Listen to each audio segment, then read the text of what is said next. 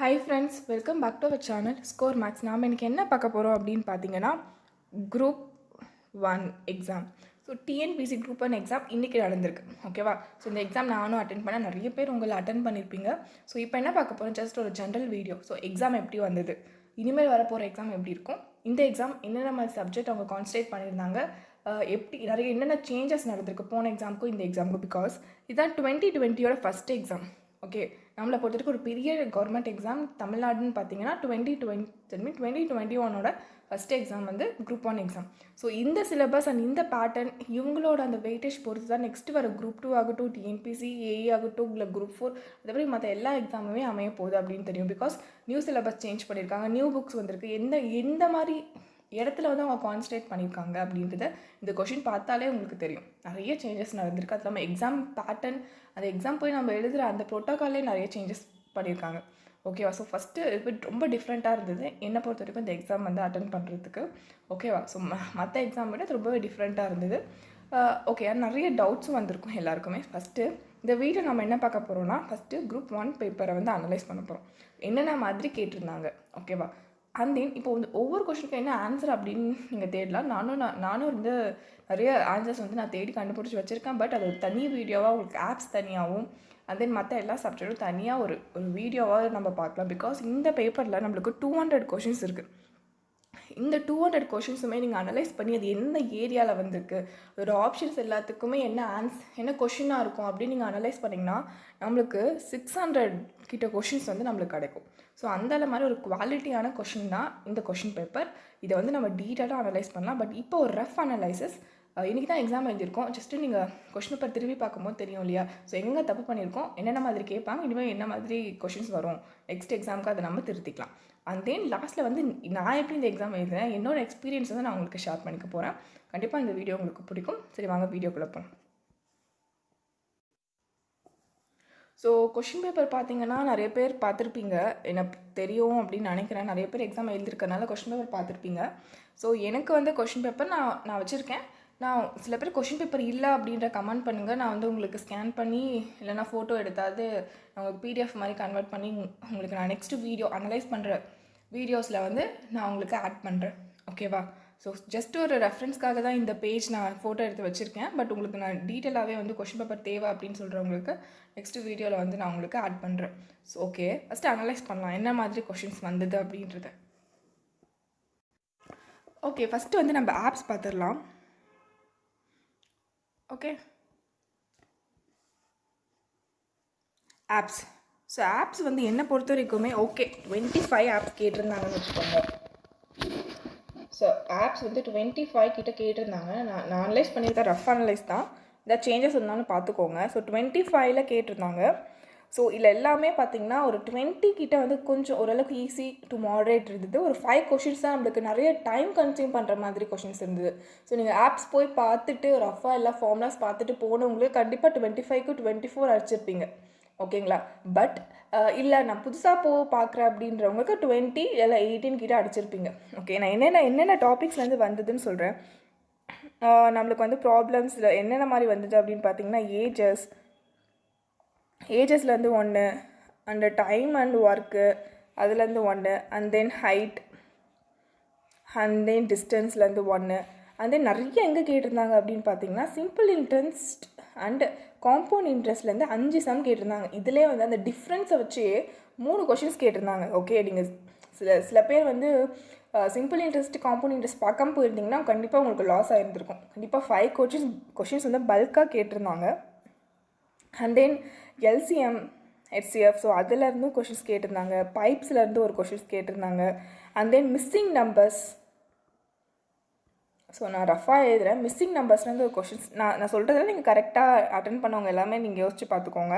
And then fraction, simple ஃப்ராக்ஷன்லேருந்து அது addition அந்த மாதிரி சம்மு, போர்ட் மாஸ் அந்த ரூல் யூஸ் பண்ணி சால்வ் பண்ணுற மாதிரி சிம்பிளிஃபிகேஷன் சம், ஸோ எல்லாமே கேட்டிருந்தாங்க. நிறைய வந்து அவங்க கான்சன்ட்ரேட் பண்ணது வந்து பார்த்திங்கன்னா எஸ்ஐக்கும் சிஐக்கும் தான் நிறைய வெயிட்டேஜ் வந்து நிறைய இருந்தது.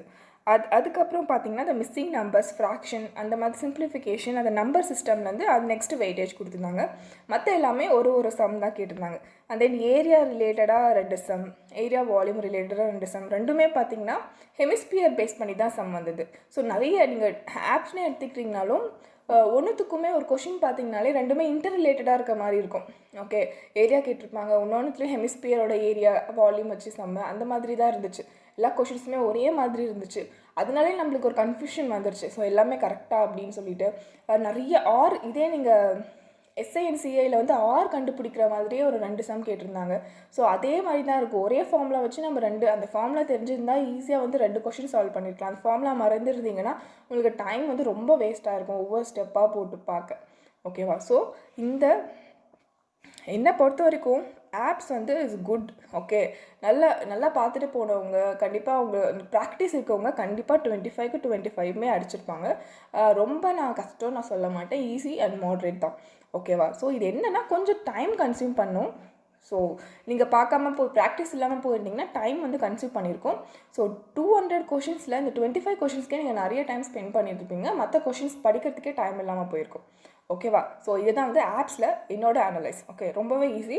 ஸோ இந்த ஆப்ஸ் பார்த்தீங்கனாலே நெக்ஸ்ட் வர எக்ஸாமுக்கு எந்த மாதிரி கேட்பாங்கன்ற ஒரு ஐடியாஸ் வரும். ஆப்ஸ் மட்டும் தனியாக ஒரு வீடியோ நம்ம பார்க்கலாம். ஓகே, நம்ம ஃபஸ்ட்டு எத்தனை வேகன்சி நம்மளுக்கு குரூப் 1ல் இருக்குதுன்னு பார்த்துக்கலாம். 68. ஓகேவா? 68 தானா அப்படின்ற மாதிரி எனக்கு கூட தோணுச்சு நான் அட்டன் பண்ணும்போது. ஓகே, ஸோ இந்த ப்ரிலிம்ஸில் இப்போ நம்ம டோட்டல் வேகன்சி 68ன்னு சொல்லியிருக்காங்க. மேபி போக போக இன்க்ரீஸ் கூட பண்ணலாம் வேகன்சி வந்து. இது நம்மளுக்கு எப்போ வந்த நோட்டிஃபிகேஷன்? 2019 ஃபஸ்ட்டில் வந்த நோட்டிஃபிகேஷன் இது. அண்ட் தென் இப்போ நெக்ஸ்ட்டு வந்து ப்ரிலிம்ஸ் கிளியர் பண்ணிவிட்டு நெக்ஸ்ட்டு ரிமைனிங் நம்மளுக்கு மெயின்ஸ் இருக்குது அண்ட் ரிட்டர்ன்ஸ் இருக்குது. ஸோ இதில் பார்த்திங்கன்னா நம்மளுக்கு 3000 to 4000 மெம்பர்ஸ் கிட்ட வந்து நெக்ஸ்ட்டு போவாங்கன்னு நினைக்கிறேன். அதுக்கப்புறம் அதிலேருந்து ஷார்ட் லிஸ்ட் பண்ணி நெக்ஸ்ட் இன்டர்வியூ போவாங்க. ஓகேவா? ஸோ இதுதான் இதோட ப்ரொசீஜர். பட் ஸோ இது வந்து குரூப் 1ன்னும் போது ஒரு ஹை, நம்ம டிஎன்பிசியில் ஒரு ஹை ஸ்டாண்டர்ட். ஓகே, அப்போ இந்த கொஷினும் ஹை ஸ்டாண்டர்டாக தான் இருந்துச்சு. ஓகே, எல்லாமே எப்படி கேட்டிருந்தாங்க அப்படின்னு பார்த்தீங்கன்னா நிறைய மெமரி பண்ணுற மாதிரி கொஷின்ஸ் இல்லை. ஒரு டாபிக்னாலுமே அண்டர்ஸ்டாண்ட் பண்ணுற மாதிரி தான். ஸோ அண்டர்ஸ்டாண்ட் பண்ணி நீங்கள் படிச்சிருந்தீங்கன்னா கண்டிப்பாக எல்லாத்தையுமே அட்டன் பண்ண முடியும். அண்ட் தென் எதுக்கு அவங்க இம்பார்ட்டன்ஸ் கொடுத்துருந்தாங்க. ஸோ கொஷின் வந்து ஈஸி டு மாட்ரேட். ஸோ நல்லா படித்தவங்களுக்கு நான் சொல்கிறேன். ஸோ கொஞ்சம் சுமாராக படிச்சிருந்தா கண்டிப்பாக கஷ்டம் அப்படின்ற மாதிரி நீங்கள் ஃபீல் பண்ணியிருப்பீங்க. பட் கொஷினோட ஸ்டாண்டர்ட் ஈஸி டு மாட்ரேட் தான். ஓகே, ஸோ கொஷின்ஸ் எல்லாமே சிம்பிளாக இருந்தது. பட் ஆப்ஷன்ஸ் பார்த்தீங்கன்னா ட்ரிக்கியாக இருந்தது. ஸோ 4 ஆப்ஷனில் நம்மளுக்கு 2 எலிமினேட் பண்ணுறதுக்கே ரொம்ப நேரம் யோசிக்க வேண்டியதாக இருந்தது. ஸோ எங்கே நீங்கள் டைம் வேஸ்ட் பண்ணியிருப்பீங்கன்னா கொஷின்லாம் நீங்கள் அண்டர்ஸ்டாண்ட் பண்ணியிருந்திருப்பீங்க. பட் ஆப்ஷன் சூஸ் பண்ணும்போது கொஞ்சம் டைம் வந்து நம்மளுக்கு இதுவாக எல்லாமே வந்து ஒரு நம்மளுக்கு ஆன்சராக தோன்ற மாதிரி தான் அவங்க ஆப்ஷன்ஸ் வந்து இது பண்ணியிருந்தாங்க. ஸோ அதை வந்து கண்டிப்பாக டிஎன்பிசி வந்து நல்லா பண்ணியிருக்காங்க. ஸோ நம்ம டெஸ்ட் பண்ணுற அளவுக்கு அவங்களோட அந்த கொஷின் ஸ்டாண்டர்ட் இருந்துச்சு. அந்த ஆப்ஷன்ஸ்லாம் வச்சு எல்லாமே சூப்பராக இருந்தது. நம்மளால் ஒரு சில கொஷின்ஸ்லாம் 4மே எனக்கு ஆன்சரா அப்படின்ற மாதிரி தோன்ற அளவுக்கு இருந்தது. ஓகேவா? ஸோ அந்தளவுக்கு ஹை ஸ்டாண்டர்ட். பிகாஸ் இந்த மாதிரி ஸ்டாண்டர்ட் தான் நம்மளுக்கு குரூப் 1க்கு வைக்க முடியும். ஸோ அப்போ தான் ஸ்டாண்டர்டான படித்தவங்க வந்து கண்டிப்பாக பாஸ் பண்ணிட்டு வருவாங்க. அது என்னோட கருத்து. ஓகே, ஸோ இதில் இப்போ பேசிக்காக பார்த்தீங்கன்னா current affairs. So current affairs வந்து நிறைய கேட்டிருந்தாங்க. நீங்களே பார்த்துருப்போம் நிறைய கொஷின்ஸில் கரண்ட் அஃபேர்ஸா இல்லைனா ஹிஸ்ட்ரியா இல்லைனா என்னன்னே தெரியாத மாதிரி இருக்கும். பட் அது எல்லாமே கரண்ட் அஃபேர்ஸ்லேருந்து கேட்டிருந்தாங்க. கரண்ட் அஃபேர்ஸ் வந்து அதில் எப்படி கொஷின்ஸ் வந்து பார்த்தீங்கன்னா எல்லாமே நம்மளுக்கு தெரிஞ்ச கரண்ட் அஃபேர்ஸ் மாதிரி தான். இப்போ ரீசெண்டாக பார்த்த கரண்ட் அஃபேர்ஸ் மாதிரி தான் இருந்திருக்கும். ஸோ அப்போ எங்கேருந்து கேட்டிருக்காங்க பார்த்தீங்கன்னா 6 மந்த். ஸோ இந்த 2026 month mean full 6 month to 1 year current affairs தான் கேட்டிருக்காங்க. ரொம்ப ஜிகே கேட்கணுன்றதுக்காக உள்ளெலாம் கேட்கல. கரண்ட் அஃபேர்ஸ் வந்து இப்போ லாஸ்ட் 6 மந்த் இந்த கோவிட் டைமில் வந்த கரண்ட் அஃபேர்ஸ் தான் கேட்டிருக்காங்க மேக்ஸிமம். ஸோ 6 மந்த் கரண்ட் அஃபேர்ஸ்லேருந்து தான் கொஷின்ஸ் வந்தது. ஓகே, ஸோ அதுலேயும் மெயினாக பார்த்தீங்கன்னா COVID-19. ஸோ நான் இப்போ இந்த பேண்டமிக் வச்சு இதை பற்றி 7 to 8 questions, 6 to 7 or 7 to 8 questions நிறைய கொஷின்ஸ் நீங்கள் பார்த்துருப்பீங்க. சானிடைசர் பற்றி, COVID-19 பற்றி நிறைய கொஷின்ஸ் கேட்டிருந்தாங்க. தட் மீன் இதில் நம்மளுக்கு என்ன தெரியுது? ஸோ கான்சன்ட்ரேட் பண்ணுறது கரண்ட்டில் நடக்கிறது ஒரு பெரிய விஷயம். ஸோ இப்போ நம்ம கோவிட்லேருந்து கொஷின் என்ன எடுக்க முடியும்னு வச்சுருப்போம். பட் கோவிட்லேருந்து நம்மளுக்கு நிறைய கொஷின்ஸ் கேட்டிருந்தாங்க. ஸோ இதை நான் ஜஸ்ட் நான் பண்ண அனலைஸ். அந்த திருக்குறள் நம்மளுக்கு தெரியும், திருக்குறள் வந்து ஒரு யூனிட்டாக இருக்குது. ஸோ திருக்குறள் பேஸ்டு கொஷின்ஸ் தான் வந்து ரொம்ப அதிகமாக வந்தது. நான் ரொம்ப நேரம் யோசிச்ச மாதிரி கொஷின்ஸ்லாம் பார்த்தீங்கன்னா திருக்குறள் கொஷின்ஸ் தான். நான் அவ்வளோவா இந்த டாபிக் நான் கான்சன்ட்ரேட் பண்ணாமல் போயிட்டேன். இப்போ திருக்குறள் பேஸ்டு கொஷின்ஸ் நல்லா நிறைய இருந்தது. அது நல்லா படிச்சிருந்தவங்க ஈஸியாக அட்டன் பண்ணியிருக்க முடியும். அப்போது அது இல்லாமல் இங்கிலீஷ்லேயும் இருந்தது, தமிழ்லேயும் இருந்தது. ஸோ நீங்கள் இங்கிலீஷ் மீடியமாக இருந்தீங்கன்னா ஸோ அது எல்லாமே அது புரிஞ்சுக்கிறதுக்கு கொஞ்சம் டிலே ஆகிருக்கும். ஸோ அதுக்கு பதிலாக நீங்கள் திருக்குறள் கொஷின்ஸ் எல்லாமே தமிழில் இருக்க கொஷின்ஸ் நீங்கள் பார்த்துருந்தீங்கன்னா ஓரளவுக்கு ஈஸியாக, நம்ம திருக்குறள் நம்ம சின்ன வயசுல தமிழில் தான் படிச்சிருக்கோம். பட் இங்கிலீஷில் கன்வெர்ட் பண்ணி கொடுக்குறேன்ற மாதிரி ஒன்று கொடுத்துருக்கான். ஸோ அதை அண்டர்ஸ்டாண்ட் பண்ணி எனக்கு வந்து தமிழில் படித்தது ரொம்ப ஈஸியாக இருந்தது. நான் அந்த கொஷின்ஸ்லாம் தமிழ் கொஷின்ஸ் தான் பார்த்தேன். இங்கிலீஷில் எனக்கு புரியல அப்படின்ட்டு தமிழில் பார்த்தேன். அண்ட் தென் பார்த்தீங்கன்னா அவங்க கான்சன்ட்ரேட் பண்ண ஏரியாஸ் வந்து நான் சொல்கிறேன். நான் இன்னும் எந்த மார்க் வெயிட்டேஜ்குள்ளே போகல.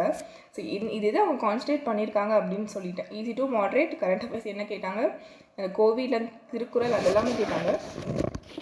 அண்ட் தென் இப்போ ஹிஸ்ட்ரி எடுத்துக்கலாம். ஸோ ஹிஸ்ட்ரியிலேருந்து நிறைய கொஷின்ஸ் வந்துடுவோம். அது யூனிட் 8 யூனிட் 9லேருந்தே நம்மளுக்கு 48 கொஷின்ஸ், ஆக்சுவலாக 45 to 48 கொஷின்ஸ்.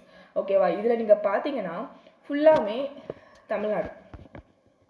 இந்த 48ல் பார்த்தீங்கன்னா 20 to 25 கொஷின்ஸ் வந்து தமிழ்நாடு. தட் மீன் 35 கொஷின்ஸே பார்த்தீங்கன்னா தமிழ்நாடு. அதுவும் இல்லாமல் தந்தை பெரியார், ஸோ பெரியார் பற்றி, ஸோ அந்த ஜஸ்டிஸ் பார்ட்டி பற்றி, அண்ட் தென் வந்து நம்மளோட தமிழ்நாட்டில் என்னென்ன அமெண்ட்மெண்ட் பண்ணாங்க அந்த பற்றி தான் டோட்டல் கொஷின்ஸுமே இருந்தது. ஓகேவா? ஸோ ஹிஸ்ட்ரியில் நீங்கள் எடுத்துக்கிட்டிங்கனாலும் பார்த்தீங்கனாலும் ஜாகிரஃபியில் எடுத்துக்கிட்டிங்கனாலுமே எங்கெங்கே தமிழ்நாடு பேஸ்டு வருதோ அந்த டாபிக் எல்லாமே ரொம்பவே இம்பார்ட்டன்ட். ஸோ அது மட்டும் நீங்கள் மைண்டில் வச்சுக்கோங்க. நான் இந்த கொஷின் பேப்பர் பார்த்து அனலைஸ் பண்ணது அதுதான். நம்ம நிறைய இந்தியன் ஹிஸ்ட்ரி படிச்சிருப்போம், அது இதுன்னு படிச்சிருப்போம். பட் டிஎன்பிசி வந்து கான்சன்ட்ரேட் பண்ணுறது தமிழ்நாடு தான். அது யூனிட் 8 யூனிட் 9 அண்ட் ஹிஸ்ட்ரி மூணுமே சேர்த்து பார்த்தீங்கன்னா அவங்க தமிழ்நாடு தான் மேக்ஸிமம் கான்சன்ட்ரேட் பண்ணுறாங்க. ஓகேவா? ஹிஸ்ட்ரி கூட ஆகட்டுமே, ஜாகிரஃபி கூட அவங்க மேக்ஸிமம் வந்து தமிழ்நாடு ரிலேட்டட் கொஷின்ஸ் வந்து அவங்க தேடி எடுக்கிறாங்க. ஓகேவா? ஸோ இப்போது இந்த யூனிட் 8 யூனிட் 9ல் பார்த்தீங்கன்னா இந்த திராவிட கட்சி, அண்ணா பற்றி, so Anna, and then Periyar, so Thirukkural, so இதில் தான் நிறைய கொஷின்ஸ் வந்தது. ஸோ பெரியார் பற்றி நீங்கள் ஃபுல்லாக படிச்சிருந்தீங்கன்னா கண்டிப்பாக உங்களால் அட்லீஸ்ட் ஒரு 8 to 9 கொஷின்ஸே பெரியார் பற்றி வந்திருக்கும். கண்டிப்பாக எல்லாமே அட்டென்ட் பண்ணியிருக்கலாம். ஓகேவா? ஸோ இந்த மாதிரி ஏரியாஸ் தான் அவங்க கான்சன்ட்ரேட் பண்ணுறாங்க. ஜஸ்ட் இதெல்லாமே ஒரு ரஃப் அனலைஸ் தான். ஓகே, நான் இந்த வீடியோ வந்து எதுக்கு பண்ணேன், நான் ஜஸ்ட் உங்களுக்கு இன்னொரு எல்லாமே என்னென்ன மாதிரி வெயிட்டேஜ் மாதிரி நான் சொல்லிடுறேன். உங்களுக்கு கரெக்டானு தெரியல, பட் நான் அனலைஸ் பண்ணது மட்டும் நான் சொல்கிறேன். அதை நீங்கள் பார்த்துக்கோங்க. ஃபஸ்ட்டு வந்து சயின்ஸ் நம்ம தான் எப்பவுமே லேட்டாக படிக்கலாம்னு விட்டோம். சயின்ஸ்லேயே பார்த்தீங்கன்னா 17 கொஷின்ஸ் கிட்ட கேட்டிருந்தாங்க. கரண்ட் அஃபேர்ஸ் பார்த்தீங்கன்னா நான் ஆல்ரெடி சொன்னால் 20 to 25 கொஷின்ஸ் கிட்ட. ஏன்னா கரண்ட் அஃபேர்ஸ், ஹிஸ்ட்ரி அது எல்லாமே சேர்ந்து வரதுனால நம்மளுக்கு அது எங்கெங்கே பிரிக்கிறதுன்னு தெரியல எனக்கு. But 25 questions. ஸோ ஹிஸ்ட்ரி பார்த்தீங்கன்னா 14 கொஷின்ஸ் to 15 கொஷின்ஸ். ஹிஸ்ட்ரி மட்டும் தனியாக நான் சொல்கிறது ரஃபாக. பட் அது யூனிட் 8 யூனிட் 9 கூட சேர்த்தா அது ரொம்ப அதிகமாக போகுது. ஜியோகிரஃபி பார்த்தீங்கன்னா 10 to 13 கொஷின்ஸ் கேட்டிருக்காங்க. And then unit 8 and unit 9 பார்த்தீங்கன்னா 40+, 48ன்னு சொன்னேன், இங்கே வந்து 40+ கொஷின்ஸ். ஸோ எவ்வளோ இம்பார்ட்டன்ட் பார்த்துக்கோங்க. 40 கொஷின்ஸ்னால் எவ்வளோ அதுதான் நம்மளோட இருக்கிறதுலே பல்க் வெயிட்டேஜே அங்கே தான் நம்மளுக்கு நிற்குது. ஓகேவா? அண்ட் தென் பார்த்தீங்கன்னா இந்தியன் பாலிட்டியில் பார்த்தீங்கன்னா ஒரு 17 கொஷின்ஸ். அண்ட் தென் இந்தியன் எக்கனாமிக்ஸ்லேருந்துமே நல்ல கொஷின்ஸ் கேட்டிருந்தாங்க. ஓகே, ஒரு 15 கொஷின்ஸ் கிட்ட கேட்டிருந்தாங்க. அண்ட் தென் ஐஎன்எம் ஒரு 10 to 12 கொஷின்ஸ். ஐஎன்எம் எல்லாமே வந்து ஓரளவுக்கு ஒருத்தரை பற்றி கொடுத்துட்டு கரெக்டாக இந்த ஸ்டேட்மெண்ட் கரெக்டாக அந்த மாதிரி கொஷின்ஸே வந்து ஓரளவுக்கு ஒரு 200ல் ஒரு 20% ஆஃப் கொஷின்ஸ் வந்து எப்படி கேட்டிருந்தாங்கன்னா எல்லா ஸ்டேட்மெண்ட் கொடுத்துட்டு இது எல்லாமே கரெக்டாக இல்லை ராங்கா, இந்த ஸ்டேட்மெண்ட்டில் எது கரெக்ட் ராங், அந்த மாதிரி கொஷின்ஸ்லாம் ஓரளவுக்கு நிறைய வந்தது. ஓகேவா? ஸோ இதுதான் வந்து டோட்டலாக நான் ஜஸ்ட் ரஃபாக உங்களுக்கு சொல்லியிருக்கேன். இப்போ வந்து இது எதுக்காக இந்த வீடியோ போட்டேன்னா, நெக்ஸ்ட் நம்மளுக்கு என்ன வருது, டிஎன்பிஎஸ்சி அப்படி நீங்கள் எடுத்துக்கிட்டிங்கனாலே குரூப் 1 தான் நம்மளுக்கு இப்போதைக்கு ஒரு மெயினாக நடந்திருக்க எக்ஸாம். ஸோ இதுதான் நம்மளோட சாம்பிள். ஓகே, ஸோ இந்த சாம்பிளை வச்சுக்கிட்டு நீங்கள் இப்போ எப்படி எழுதுறீங்க அதெல்லாம் கணக்கில் கிடையாது. இனிமேல் வர எக்ஸாமை எப்படி நம்ம பண்ண போகிறோன்றது தான். ஸோ கண்டிப்பாக வந்து உட்காந்து முழுசாக படிச்சிருந்தாங்க பாருங்கள், அவங்களாம் நல்லாவே இந்த எக்ஸாம் எழுதிருக்கலாம். கொஞ்சம் கேப் விட்டவங்களுக்குலாம் ஓரளவுக்கு ஏன்டா கேப் விட்டோ, நான் படிச்சிருந்தா எழுதிருக்கலாமோன்ற ஒரு ஃபீல் கொடுத்துருக்கோம். ஓகே, இதே ஃபீலிங்கோட இனிமேல் வர எக்ஸாமை வந்து நம்ம கொண்டு போகலாம். ஓகேவா? நெக்ஸ்ட் எக்ஸாமுக்கும் போயிட்டு ஐயோ நான் படிச்சிருக்கலாமேன்ற ஃபீலிங்கே வரக்கூடாது. ஓகேவா? ஸோ இதுதான் நான் உங்ககிட்ட சொல்லணும்னு நினச்சேன். பிகாஸ் நான் அதை ஃபீல் பண்ணேன். படிச்சிருந்தா கண்டிப்பாக நல்லா அட்டன் பண்ணியிருக்கலாம் அப்படின்ற ஒரு தோணுச்சு. ஓகே, ஸோ நீங்கள் என்ன மாதிரி நிறைய பேர் ஃபீல் பண்ணியிருப்பீங்க. ஸோ அதனால தான் சொல்கிறேன். ஸோ இந்த கொஷின் தான் நம்மளுக்கு குரூப் 2க்கும் சாம்பிளாக இருக்க போகுது. அண்ட் தென் டிஎன்பிசி ஏஐக்கும் ஒரு சாம்பிள், பிகாஸ் நம்மளுக்கு தெரியும். ஸோ இதுவும் எல்லாமே சேம் சிலபஸ் தான், இந்த மாதிரி தான் கேட்பாங்க. அவங்க எந்த டிஎன்பிசி பொறுத்த வரைக்கும் அவங்க ஒரு கொஷின் பேப்பரில் எதை கான்சன்ட்ரேட் பண்ணுறானோ அதுதான் நெக்ஸ்ட் வர எல்லா எக்ஸாம்ஸ்க்குமே அவன் கான்சன்ட்ரேட் பண்ணுவான். ஓகேவா, ஒரே போர்டு. ஓகே, அவங்க வேறு எக்ஸாம் நடத்துகிறாங்க. ஸோ அப்போ அதுதான் அவங்க வந்து இது பண்ணுவாங்க. ஸோ இந்த பேப்பர்லேருந்து நம்ம என்ன தெரிஞ்சுக்கிறோம் அப்படின்னா, கரண்ட் அஃபேர்ஸ் எவ்வளோ கான்சன்ட்ரேட் பண்ணணும்னு தெரிஞ்சுக்கோங்க. ஓகேவா, ஸோ நான் சொன்ன ட்ரிக்கை நோட் போட்டு எழுத ஸ்டார்ட் பண்ணியிருக்கீங்களா அப்படின்றத நீங்கள் மைண்டில் வச்சுக்கோங்க. உங்களே நீங்கள் கொஷின் பண்ணிக்கோங்க. ஓகேவா, ஸோ இதுதான். ஓகே, எல்லாமே நான் உங்களுக்கு சொல்லிட்டேன். ஜென்ரலாக எப்படி இந்த இருந்துச்சு, ஃப்ரெண்ட்ஸ் கிட்டலாம் கேட்டதை வச்சு நான் உங்களுக்கு சொன்னேன். ஸோ இப்போ என்னோடய எக்ஸ்பீரியன்ஸ் பொறுத்த வரைக்கும் ஓகே, ஈஸி டு மாட்ரேட் தான். எனக்குமே அந்த கொஷின்ஸ் எல்லாமே மாட்ரேட்டாக தான் தோணுச்சு, ரொம்ப ஹார்டாக தோணலை. ஆப்ஸும் ஓகே. கரண்ட் அஃபேர்ஸ் கொஞ்சம் யோசிக்கிற மாதிரி இருந்தது. நான் யூனிட் 8 யூனிட் 9 வந்து எனக்கு கொஞ்சம் டஃப்பாக பட்டது. நான் வந்து அந்தளவுக்கு படிக்கலை. ஸோ இன்னும் நான் தெளிவாக படிக்கணும் அப்படின்றத மட்டும் நான் கற்றுக்கிட்டேன். டைம் வந்து ரொம்பவே எப்படி சொல்கிறது, கம்மியான மாதிரி 3 ஹவர்ஸ் எனக்கு பத்தாத மாதிரி ஒரு ஃபீல் வந்தது. ஏன்னா நம்ம ஃபஸ்ட்டு போகிறோம், நிறைய ப்ரோட்டோகால்ஸ் அவங்க சேஞ்ச் பண்ணதுனால ஒரு பதட்டம் வந்துடுச்சு. லாஸ்ட்டில் அதெல்லாம் ஷேர் பண்ணணுமா, அதெல்லாம் முடிக்க முடியுமா அப்படின்றதுனாலே கொஞ்சம் நிறைய டைம் வேஸ்ட் ஆன மாதிரி ஒரு ஃபீல். அது இல்லாமல் ஃபஸ்ட்டு எக்ஸாம் ரொம்ப நாள் கழிச்சு ஒரு எக்ஸாம் எழுத போகிறோம், சென்டர் வர தூரமாக இருந்தது. ஸோ அது போய் அந்த எக்ஸாம் சென்டருக்குள்ளே போகிறதுக்குள்ளே வந்து போவோமா டைமுக்கு அப்படின்ற மாதிரி இருந்தது. அது இல்லாமல் 1 hour முன்னாடி வந்துருங்கன்ட்டாங்க. ஸோ எல்லாம் உள்ளே விட மாட்டேன்ட்டாங்க. ஸோ அந்த ஒரு பயம். அந்தே நான் வீட்டுக்கு வரத்துக்கே எனக்கு ஆக்சுவலாக நான் எக்ஸாம் முடிச்சுட்டு வீட்டுக்கு வரத்துக்கே ஒரு 4-5 ஆகிடுச்சு. So 1 day close. ஓகேவா, ஸோ இதனாலே ஒரு ஸ்ட்ரெஸ் மனசுக்குள்ளே இருந்தது. ரொம்ப தூரமான ஒரு சென்டர். இந்த மாதிரி தான் எல்லா எக்ஸாமுக்குமே நடக்கும். நம்ம மைண்ட் ப்ரிப்பேர் பண்ணிக்கணும். ஒரு கேப் விட்டதுனால நான் மைண்ட் ப்ரிப்பேர் பண்ணல. ஸோ அந்த ஒரு டென்ஷன் எனக்குள்ளே இருந்தது. ஸோ நெக்ஸ்ட் எக்ஸாமில் எங்கே எக்ஸாம் போட்டாலும் நமக்கு தேவைன்னா நாம் தான் போகணும். இப்போது இந்த ப்ரோட்டோகால் வந்து ஓரளவுக்கு பழகிடுச்சு. நம்ம ஒரு எக்ஸாம் எழுதிட்டோம். ஸோ நெக்ஸ்ட் எக்ஸாம் போகிறதுக்குள்ளே இது நம்மளுக்கு பழகிடும். ஓகேவா, ஸோ நெக்ஸ்ட் எக்ஸாம்லேருந்து நாம் இன்னும் ப்ரிப்பேர்டாக இருக்கணுன்றதை மட்டும்தான் நான் என் மைண்டில் வச்சுக்கிட்டேன். ஓகேவா, கான்சன்ட்ரேட் பண்ண வேண்டியது உட்காந்து படிக்கணும். என்ன இப்போ டிஎன்பிசி நிறைய முறைகேடு நடந்திருக்கு. அதுக்காக தான் இவங்க இவ்வளோ ப்ரோட்டோகால்ஸ் மாற்றிருக்காங்க. எல்லாமே நமக்காக தான்.